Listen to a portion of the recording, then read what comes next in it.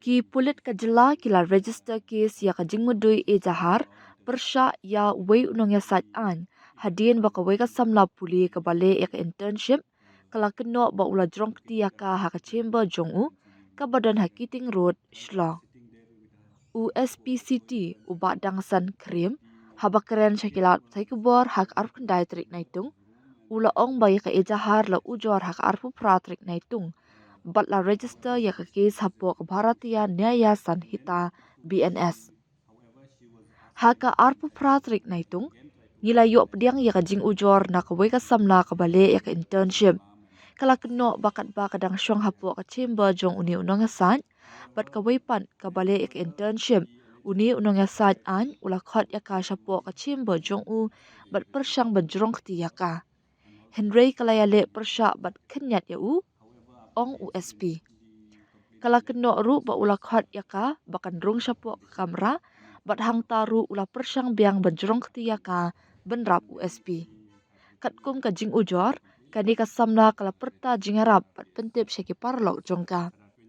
Kala keno ru ba uni unongya sat an hadin ba ula terwa yaka da kapisa bat kentu yaka bakan ya kenduk biang ya u hakasingi satjan. Katkum ka jing ujor la ong ba uni ubriu ula persyang benterwa yaka da kapisa bat penbor yaka bakan ya kenduk biang ya u hakasing satjan ong USP. Hadin ketika jingja kani kanong ujor kelami na ketika jaka hapdeng jing sngsi bat pentip syalaki jongki parlong halor ke e kebalaja. Hadin kala IT ya ka shithi jing ujor ya ka bala register hapo sadar police station hapo ka sadar PS case number arspa 100% hapo ki kendon nyopusau bat nyopusan jong ka BNS benrap uhe pulen. Kani ka kamenta kadang don hapdeng ka jing tokin bat kila shimru ya ki jing batai hak baya day bat kani ka jingja. USP ula ongru ba onsa shimi ki sin jam ki babut da ka ba pensyong nongrim halor ki saki satar ki bayoklum. 28th of July 2026, we had received a written complaint from one law intern that one of that in the chamber of the advocate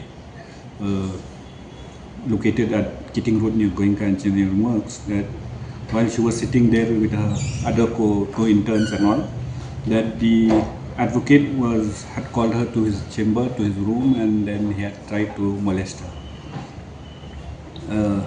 However, she resisted and pushed him, and then after which she was asked again to come inside the room where he again tried to molest her apparently, and then she had raised an alarm and had seek help from her friends. However, then further the alleged accused had tried to pay money apparently as per the written complaint to her, and also insisted on meeting him again on Saturday.